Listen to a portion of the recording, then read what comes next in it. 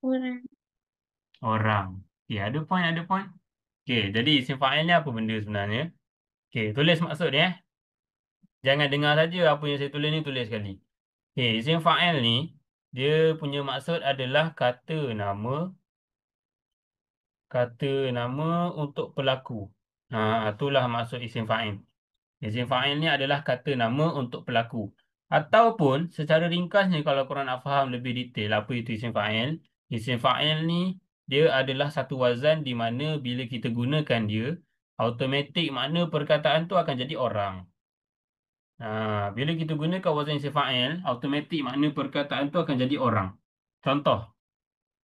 Contoh sekarang ni macam dia bagi perkataan Fataha. Fataha, kalau kita ubahkan dia kepada wazan isim fa'il mengikut wazan fa'ilun, maka dia akan jadi Fatihun.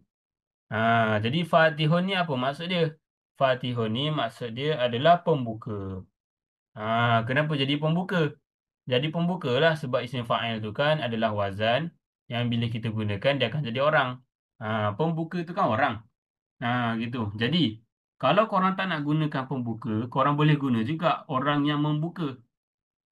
Orang yang membuka. Sama je makna dia. Pembuka dengan orang yang membuka. Dua-dua tu sama. Ikut korang lah nak guna yang mana satu.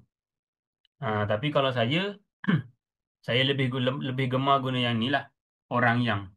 Sebab bila saya letakkan perkataan orang yang, lebih tepat maksud dia. Yang membuka tu kita just ikut je berdasarkan perkataan tu. Macam Fataha maksud dia membuka. Jadi, orang yang membuka.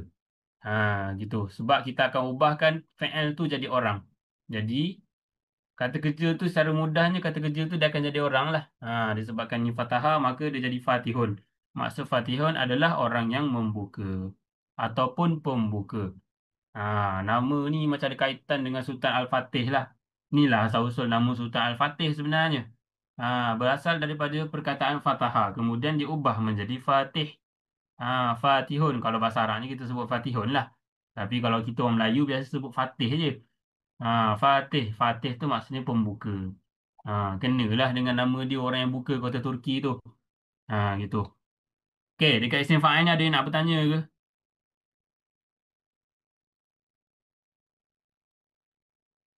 Oh, tak ada. Okey.